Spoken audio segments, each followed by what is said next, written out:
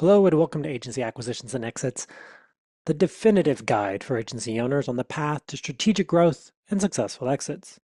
I'm your host, Peter Lang, here to share with you the insights and strategies gleaned from years of experience in the fast-paced world of agency acquisitions.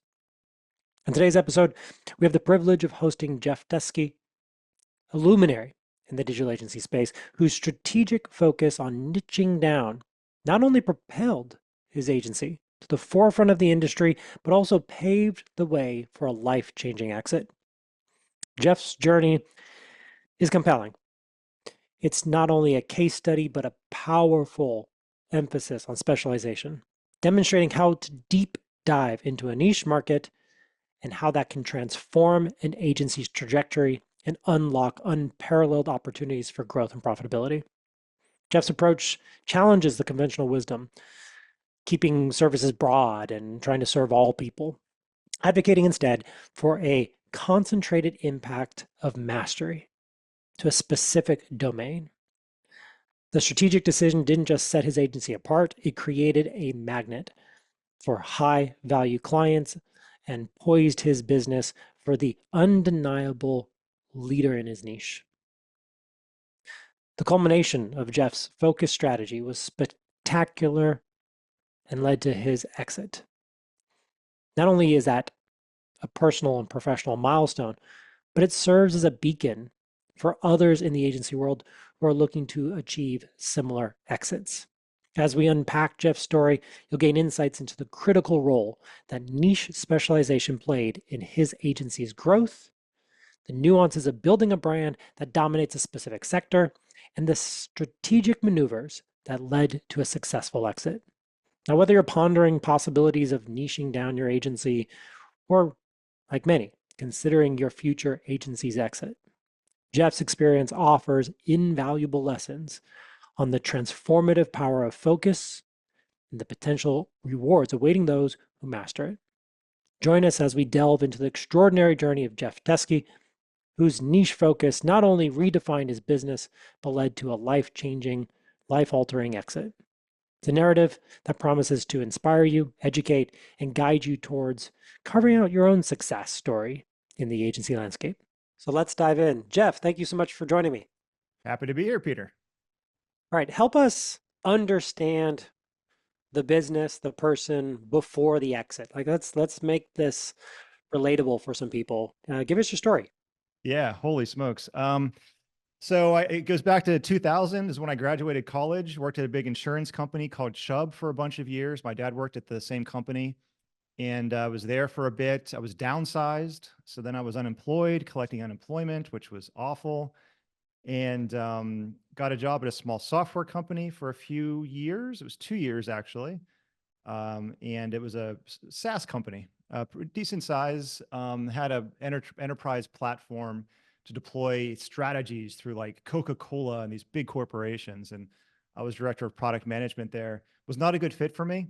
I was kind of the young gun coming in with all these big ideas, and there was like an established development core there, and they were like, "Well, we don't do it that way here, Jeff." And I'm like, "Well, why not? Let's do this." And it wasn't a good fit. So nights and weekends, I worked on something that became iSpot, ISPOTT, and it was a scavenger hunt game played with cell phone cameras. This is before iPhones were around, and honestly, it was just complete luck. Microsoft stumbled upon it 2 weeks after I put it out there and said, "Hey, we want to use this thing on a big campaign with Sprite, the brand Sprite, Coca-Cola brand."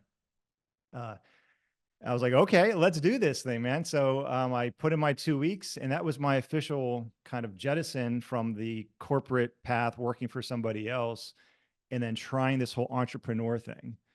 And from that point, that was like in kind of mid 2000s, all the way up until I sold my company called Forge3 in July of 22. There were all kinds of starts and stops and attempts to do this and attempts to do that and swings for the fences, and that would fail and this would fail. And it was a good 12 years, man, until I kind of figured out, you know what? Let's do this with Forge 3 and let's see what happens. And then when we did that, and we can get into that if you want, this thing took off like a Yeah. rocket ship. And then all of a sudden it's like you're just holding on for dear life, trying to scale it and keep up with the growth. And then eventually you have options, right? On what you want to do with the company. So that's What'd like the your 30,000 foot view, on my very quick background. It was entrepreneur by accident is I guess what I would say. and you were working with your dad for a period of Yeah, time? I was working for my dad. He was at Chubb for 30 some years. I think it was 33 years. Did very well. He was, I think, number three at Chubb. And Chubb's a huge global Huge. insurance company. And he was running an insurance agency that Chubb bought at the time called PLI. And when I graduated, I was already doing some part-time work as I was in school. And they said, "Hey, Jeff, here's a full-time offer." I said, "All right, let's do this." And I actually moved to Boston from Pennsylvania. I grew up in Pennsylvania, and I moved to Boston just to get some separation from being Bob's son. I didn't want this weird thing, where, oh, Yeah. you're here because you're Bob's son. That's why you're here. So moved to Boston for a few years and then ultimately came back down. And then, like I said, that the agency was that insurance agency. I should be very clear on this podcast. The Yeah. insurance agency that Chubb bought, PLI, was then sold. And then I was downsized. A lot of others were downsized, and that was the beginning of that trying to figure out what the heck I was going to do.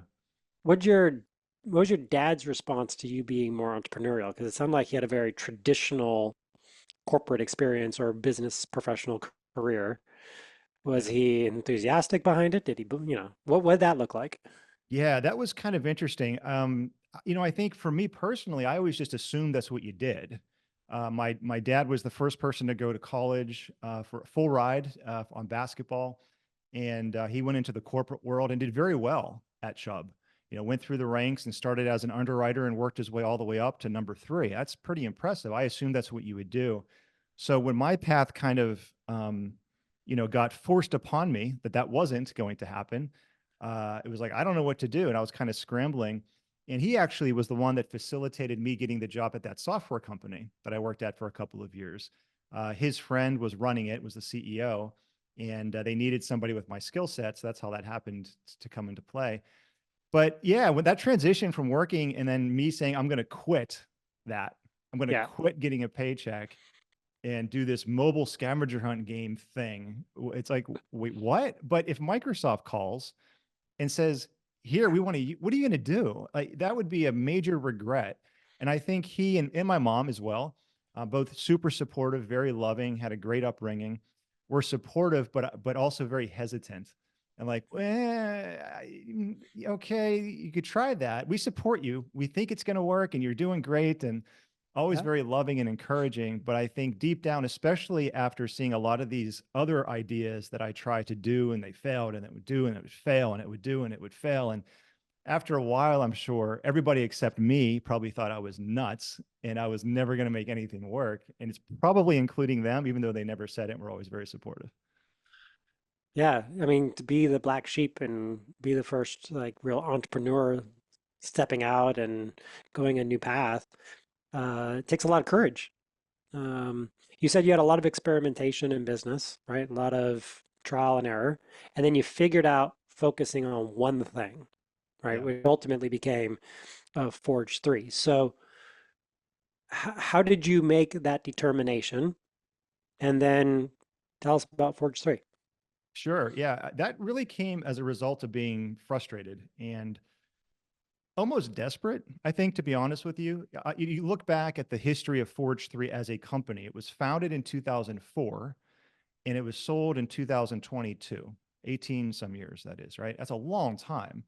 And if you look at the revenue, for example, or the size of the company, for the first 12 years, it was flatline. It was fine. It was a good lifestyle. It was making more than probably most, and it was all that. But I could not figure out how to get that line to shoot up like I always read about and hear about and wanted to do, right? And then after a while, after literally 12 years of trying different things and nothing really working, we were always doing web work kind of as the baseline. We were doing website work, and eventually that became some digital marketing work. And then we had like retainer clients that would get some stability, but we just had a very difficult time figuring out how to scale it. I know it's possible. I see others do it successfully. I couldn't figure out how to do it. I wanted something that was easier to scale.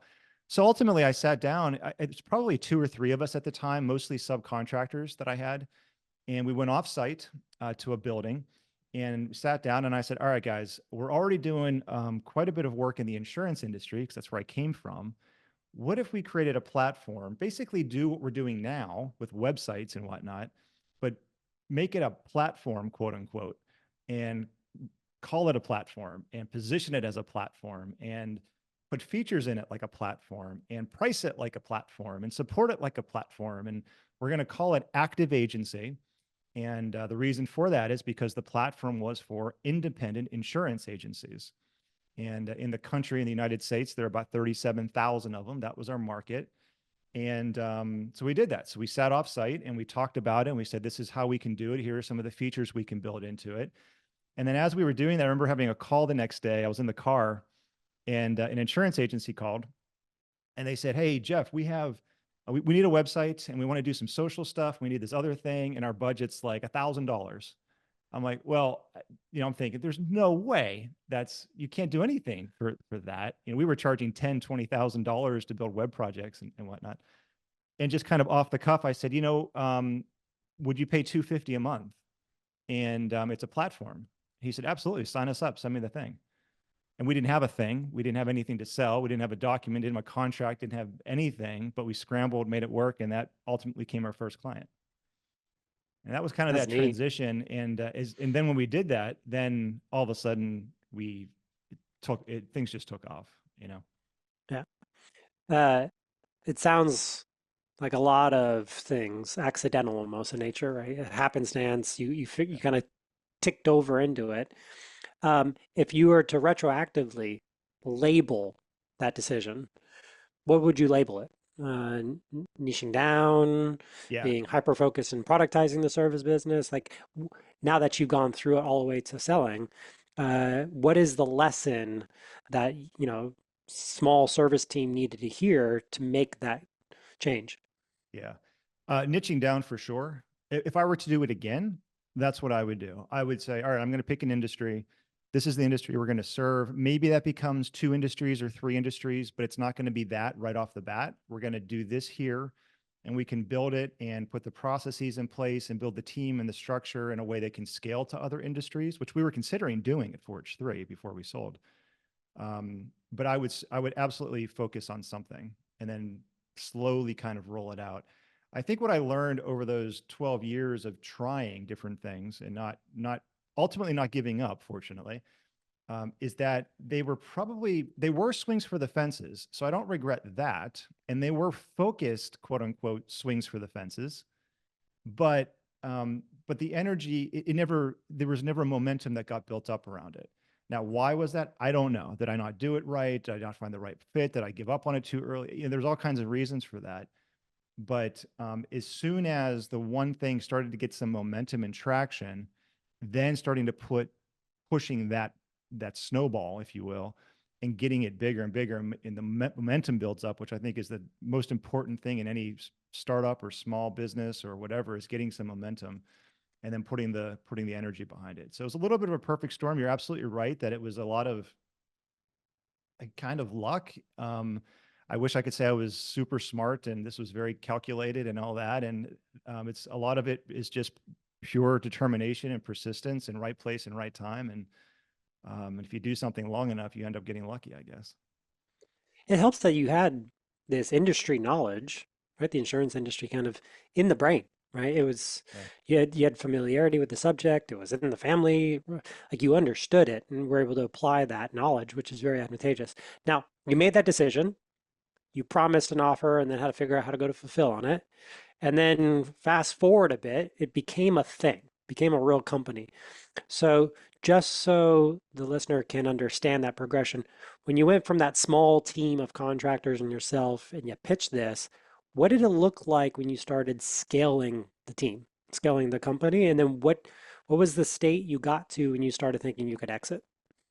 Yeah, great question. So we kind of figured that out as we went as well. So ultimately, there were a few pivotal people. Um, one of whom is Monica Barracat. I met her completely randomly at a Panera Bread. We were meeting the same person. She had the meeting before I did, and she was leaving, and I was coming in to meet the same guy, and it was a business thing. And I said, "Oh, hey, my name's Jeff," and "Hey, I'm Monica," and I said, "Okay," and then we started talking, and then she became really my go-to subcontractor. And it took years to convince her that this thing was going to take off and she should be a part of it full time, which she ultimately did, became my COO. And early days, it was a lot of her and I figuring things out as we went.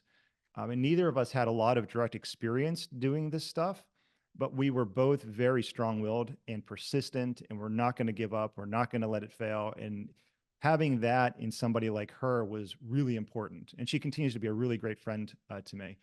So that was really important. And then, as we scaled it, we kind of had to figure out two pieces. One was, I guess, three. Sales is one of them. But put that off to the side for a second. The two bigger pieces, I think, in a lot of ways, was how do you deploy the websites in a way that's scalable? So we wanted them to be customizable or customized, but not custom, right? So there's this balancing act that we had to strike. So how do you make that process efficient as possible, but still deliver the results that we were known for, which were these very highly customized, beautiful, best in class kind of web experiences with all these sales tools and servicing tools built into it over time? How do you do that efficiently? So there's that. And then, of course, there's the post-launch process. How do you support it now over the long haul? Because our pricing model was the simplest thing on the planet. It was $250 per month, period. No setup fees, no long-term contracts. That's all that it was. So if we'd bring on a client and then they would leave 3 months later, all right, so we get $750, but we just spent $4,000 worth of work getting the thing out there. So we wouldn't be profitable. So we had to figure out those different components. And then as we did, you start to slot in people that can start executing the process. So we'd document it more, would have more to-do lists and more, just more process and structure, controlling the chaos. And then as you get more people, those people end up taking more responsibility to do that and refine it and take it to the next level and that sort of thing. And then ultimately becomes a well-oiled machine that I used to say runs more like a Starbucks than a Peter's coffee shop, Jeff's coffee place, or Yeah. whatever. Right? There's a method to the madness, but it's certainly tricky to go through it and figure it out on the fly like that. Do you remember when you got that sense that the company is different than what you started? Whether that be a Yeah, year? yeah. It was so it was when we had the way that we kind of launched this whole thing was if you looked at our website when we launched Active Agency, which was the website platform, it was still general. It didn't say we are a website platform for insurance agencies or anything like that. It was just like we do websites and social media and some other stuff and whatever. Because that's a scary step, right? Going from kind of just taking whatever business you get and then saying we're not going to do that anymore. No, we're saying no now, which is a hard transition sometimes, and we're just doing this other thing. So I remember what we did is I said, we're going to do 30 launch partner slots for this platform. And so I put literally just empty spots on the website. And I said, we have this new thing. It's called Active Agency. It's $250 a month, which was a different pricing model for the industry. It was kind of a disruptor kind of an approach. And I said, we have 30 launch partner slots. Who wants them? And that really didn't mean anything. Like it didn't mean like we're going to cap it. It didn't mean you get a pricing discount. It didn't really mean anything. It was just the perception of a launch partner, it was just kind of made up, really, an urgency that was made up. And when we filled those first 30, I think it took maybe 2 months or something. I don't know what it was, pretty quick. I was like, holy smokes, this is a thing now. This is what we are, because you start doing the math on revenue and all right, $250 a month times 30. Okay. Well, so it's $3,000 a year times 30. Wow. Okay. And that's predictable revenue. Interesting. So I think as soon as we saw traction, I knew that this was the thing. And then it was a lot easier to redo the website, redo our messaging, redo and go all in on it because you could see the potential at that point. So you mentioned a critical hire, right, who became that operator for the company. Um, when you got towards the idea of selling, oftentimes the entrepreneur thinks about it, or someone knocks on your door? It was the latter for me. Um, yeah, I wasn't thinking much about it. I enjoy business. I like the sport of business. So I certainly wasn't miserable. I love the team that we had. I love the people that we were working with. I love the challenge of it and the purpose that it kind of gave me. All the things that you kind of realize in hindsight when you transition from having something like this and then you sell it and all of a sudden you don't. There's an interesting transition that happens. So it was the latter. It was, you start getting more and more solicitations, unsolicited, right? Just emails and stuff coming in from different folks, whether it's private equity or competitors or strategic partners. And you start getting that kind of flow coming in. And a lot of them I would just kind of push off, and some of them I'd kind of entertain and have a quick call and, okay, that's nice. And they would stay in touch and whatnot. But really, it was when I wanted to step back and focus on the family. Really, we have a 12-year-old and a 10-year-old, and I was grinding through this whole thing and managing all of it at the same time. And I said, now's might be a good time. And it just so happened to coincide with really some competitors ultimately showing a lot of interest. Hmm. And those conversations became more serious. You start seeing them at conferences all of a sudden coming up to you and let's go out to dinner and let's do this, let's go get drinks. And it's like, okay, why? It's kind of like a dating process, right? And ultimately sold it to a competitor of ours, FMG. The sub brand within FMG is called Agency Revolution. And so Forge3 is now under Agency Revolution. So our platform and all the clients and what we built is now there. And they had a complementary solution, and that's why it made a lot of sense. So, and looking How back on it, I think the timing really worked out well.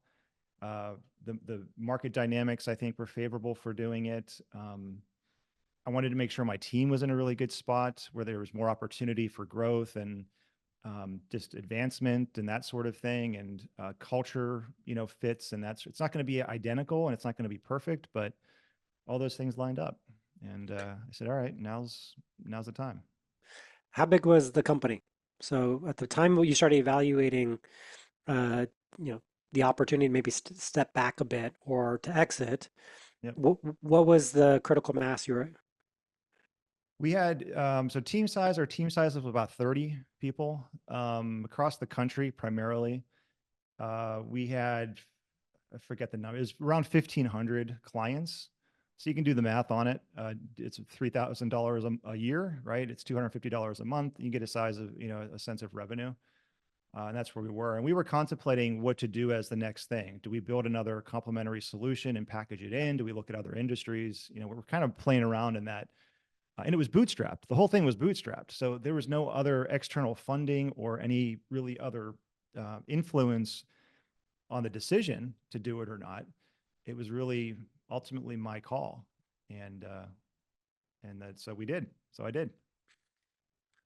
You talked about a competitor, which is, by the way, potentially great sources of potential exits for a lot of businesses that are either subscale or early on or in general, because they get the business and you can easily communicate with them.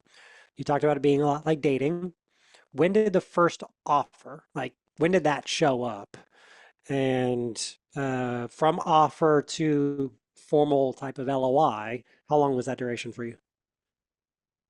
So the dating process was probably 6 months, kind of formally. We always knew for all of the folks that were involved in the process. Um, we all knew each other. We're all in the space, so it's not like we had to introduce and well, what's your name again and what do you do? It wasn't like that kind of a process. We already knew the obvious fits and how it would interact and all that. So I would say from the point where I emailed and contacted the folks that I thought would be a good fit for us. Um, that getting a response back to that's pretty fast. And then it's just a matter of talking and going through the process and getting different offers and LOIs and whatnot. Um, that was probably maybe a couple of months after initially I said, hey guys, I know you showed interest in the past. Now's a good time to let me know if you're serious. And then they responded back, and accordingly. And then from LOI to close, I don't know what the timing was on that. I want to say maybe a couple of months. Uh, we Forge 3 was very buttoned up from really from an everything perspective. Playbooks and the finances and the simplicity of the billing, and it was easy to go through. Easy is not the right word. Due It's a diligence was simple, easier than it could have been, I guess. simpler, right? Less Simpler. complex. Yeah. Still a pain, but I remember having conversations with a few of the folks involved, and I said, I'm just curious, guys, what are your thoughts on the company? Like, I'm in it, so you see all kinds of different companies. And they said, we've never seen a company of your size run as buttoned up and as well. So that made a big difference on expediting and I'm sure you can relate to this, Peter, expediting that process of due diligence. If there's no gremlins in the closet to start decoding, Yep. it's just like, yeah, here it is. What else do you need? Oh, here's that. Okay, what else do you need? It's just, it alleviates a lot of concern and a lot of, I think, pain on both sides. Yeah, when you look at a lot of the businesses like in your range of size, right, whether that be between 2 to 6, 7 million in revenue, those companies are still fairly messy in nature, Right. because you can get pretty far in a business without making it perfect or systemized or clean or buttoned up. And you already had a recurring product, already tailored to a specific niche, a specific category who understood it. You're really dialed in for them to digest. Also, competitors can get it easier, right? If you had some foreign interest, like an oil private equity firm, it could be harder, but you got someone who understood the business. So, do you remember when you actually got the LOI you signed? Were you nervous about it? I don't remember that moment. I do remember the deal closing. Um, So you talked about the deal closing being pretty efficient. Just yeah. so people can relate to it, what was due diligence? And then how did due diligence make the deal closing more significant for you? Yeah. So due diligence was a lot of data collecting that we already had, but just in different formats. It was a lot of formatting and kind of getting things into certain formats that's what they were requesting, uh, that sort of thing. And there was some back and forth with that, but the process was relatively straightforward for us, because we did have things well organized. So that it wasn't uh, I would say that we probably went through that process as quickly as you possibly could. Like there were really no like, oh, this is a hang up and we got to stop here because we have to figure out this big question or something. We didn't have any of that. Ultimately, when it got to the day of the close, I remember we had the whole team there. The acquiring company came in, flew in, and we're having a big team meeting. And I woke up so sick. I was I was sweating, and it wasn't just, I really don't think it was just the nerves. I'm sure that had an impact on me getting sick, but it's not like I woke up so nervous and I was panicking about how this is. It wasn't that. It was just I was sick. Oh, And I looked in the mirror and I'm as white as can be, and I'm like sweating, and I'm like sticky, and I just look like death. And I'm like, oh geez, this is not a good day for this. And then I walk downstairs and the whole team from FMG is there, and they're probably looking at me like, dude, what's going on? Are you? I'm like, yeah, I'm fine, I'm good. And we go over, and it was supposed to be an all day meeting with the team, and I was there for the morning, and went up and I kind of kicked it off, and I said, here's the motivation for selling, and this is why I think it's a good fit, and I want to focus on the family and these other things, and then then I kind of left the stage, and I just went to Monica, COO at the time. I spoke about her earlier, and I said, Monica, I can't be here. I'm going to pass out. I feel like absolute crap.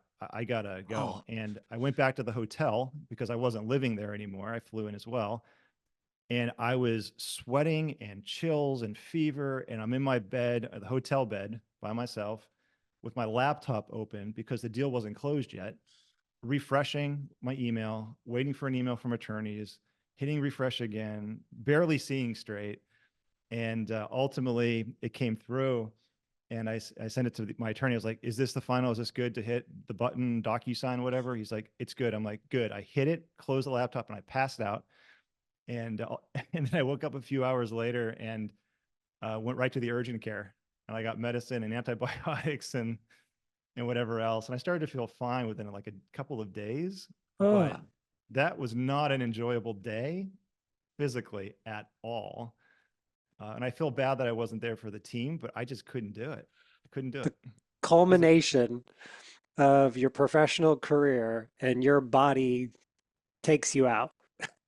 It's not how I drew it up, right? Like when I was a little kid working in my parents' basement on computers and BBSs and all this stuff back in the day, but there was a poster right next to me that said justification for higher education. It was like a yacht with a Yep. big mansion and a helicopter and all this stuff.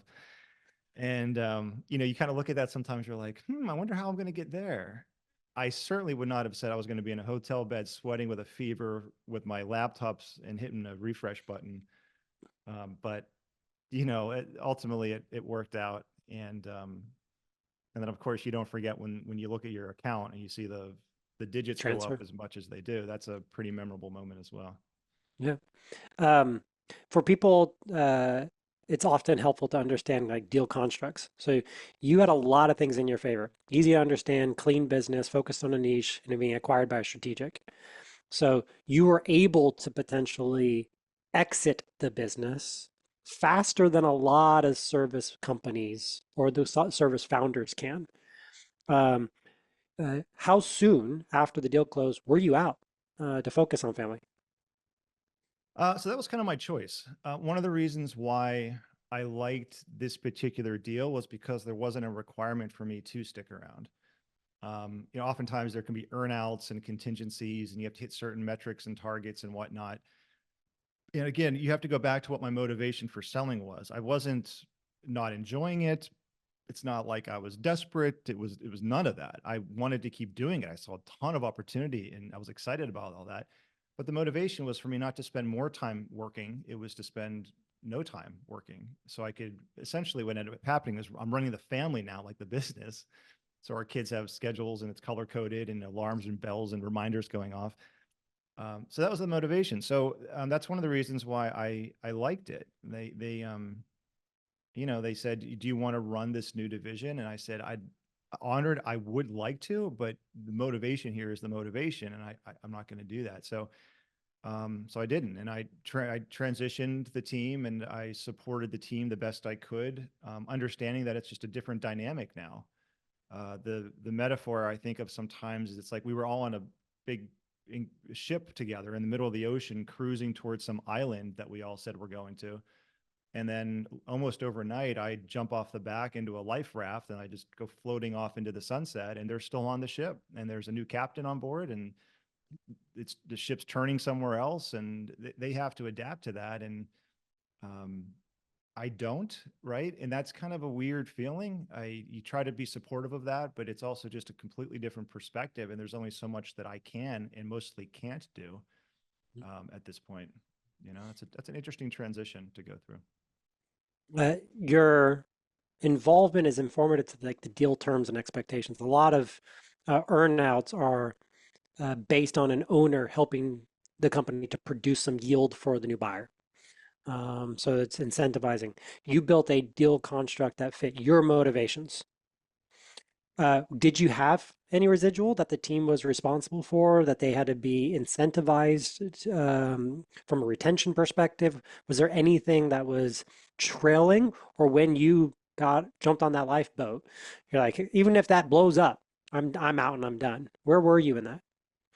Yeah, I don't know if I can get into specifics on that, but I would say that in general, it was super clean, right? So the whole deal and the whole structure and all that was just really simple. And as you can probably relate to just hearing me speak so far, it's like I like simple. I like simplistic businesses. I like reducing complexity, which is hard to do.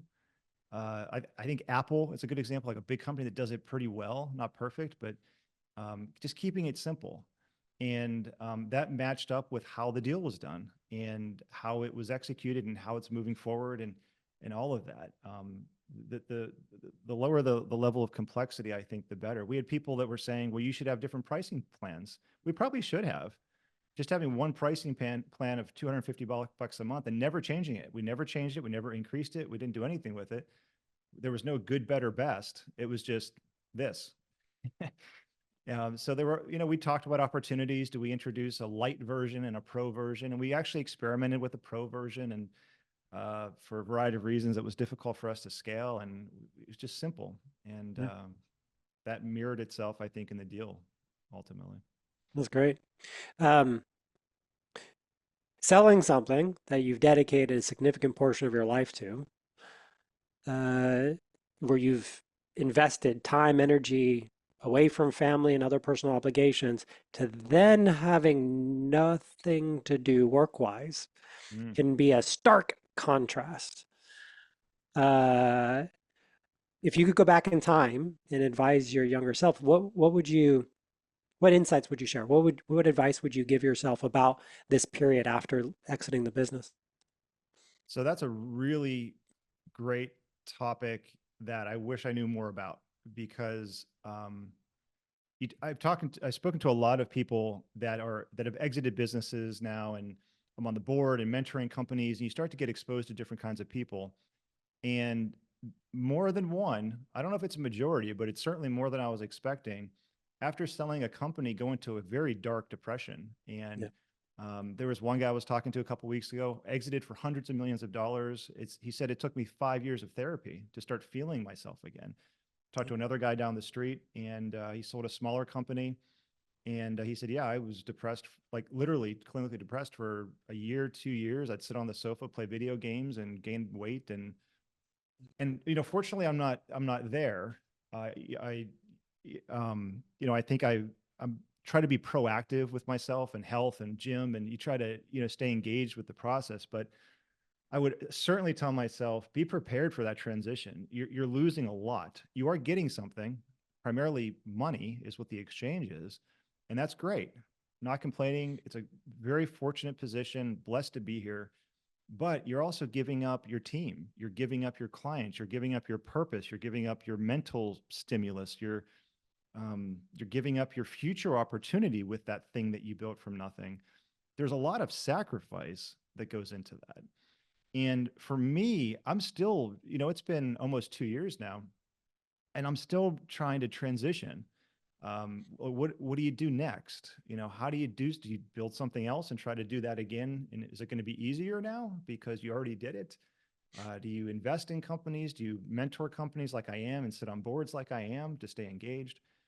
Um, because without that purpose and without staying in the sport, again, it comes down to, I think, personal preference. Like, I enjoy the sport of business. So yeah, I miss the sport. I miss playing the sport. Tom Brady missed the sport, so he unretired to play the sport again. So that's my take on it. I also know other guys that are like, dude, just play golf.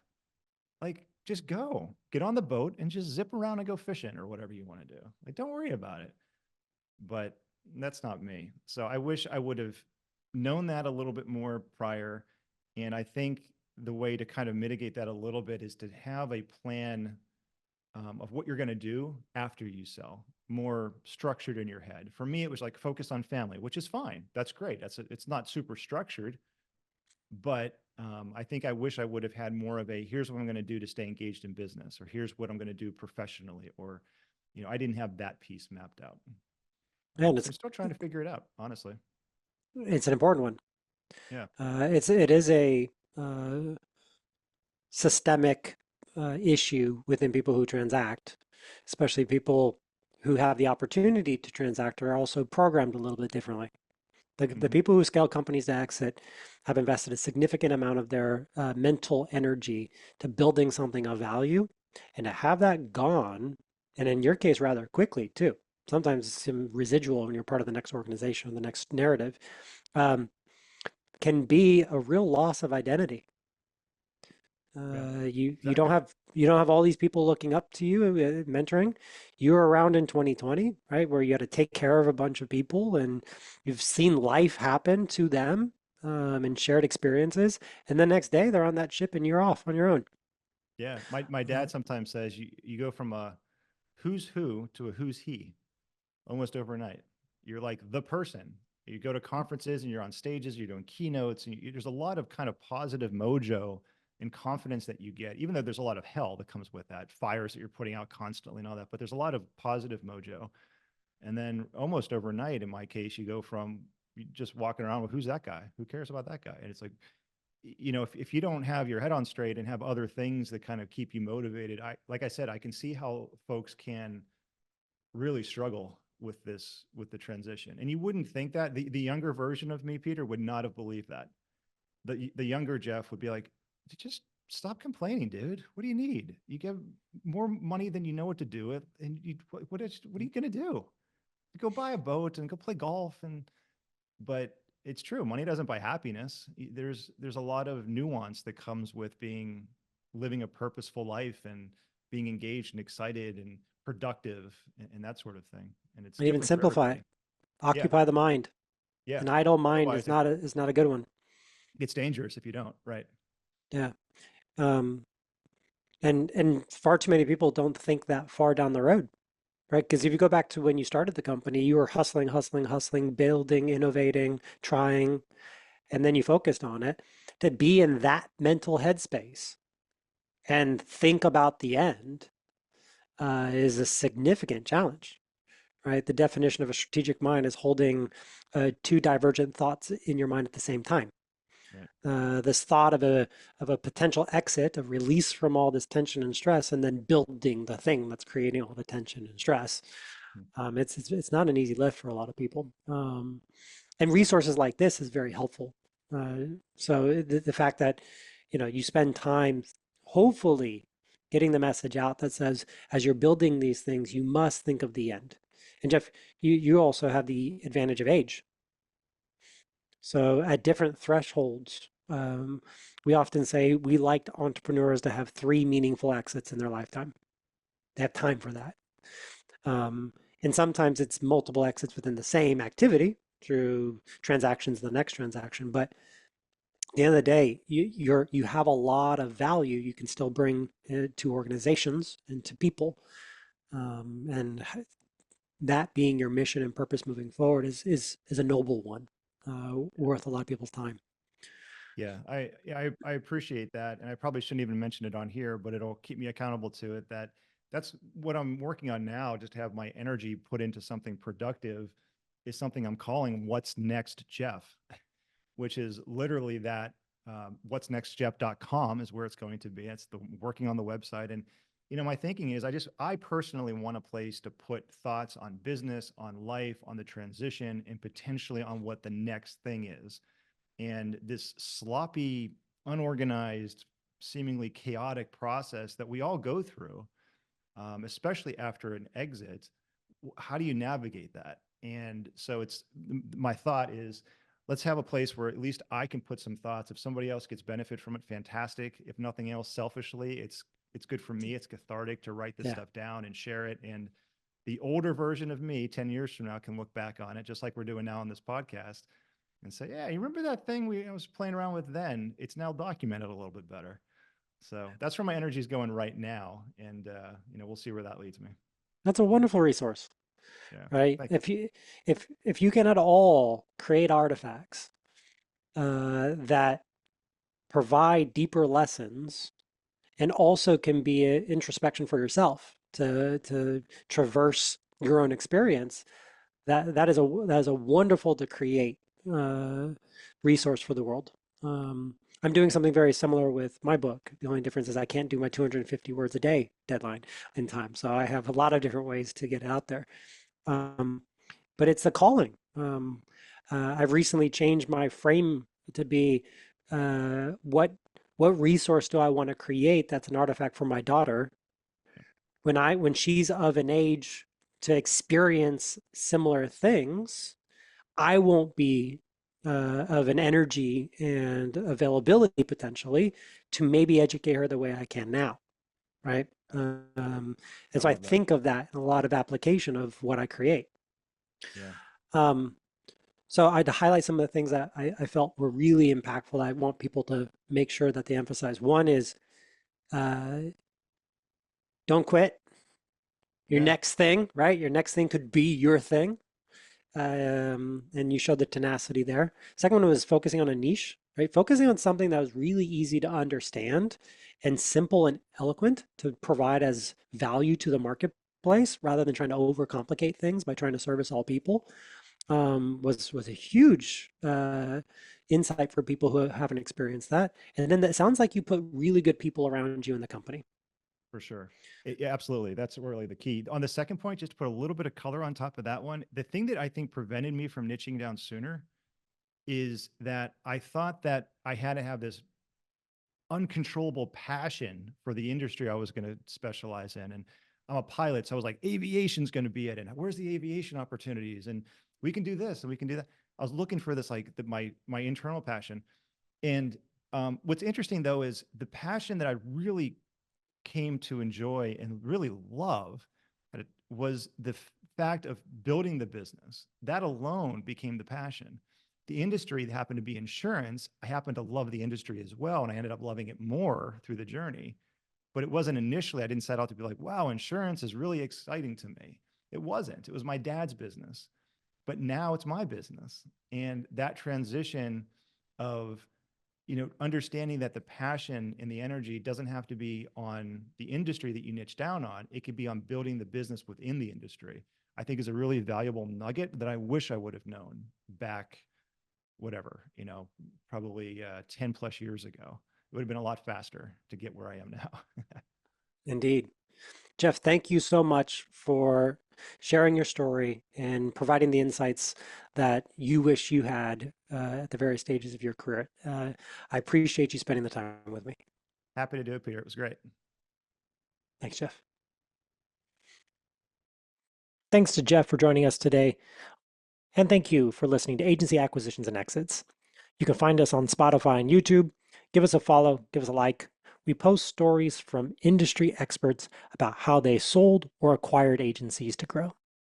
If you know someone who should be on our show, share their agency story, send us an email. Let us know in the comments. We'd love to talk to you. As always, thank you for listening. We appreciate you. Stay safe.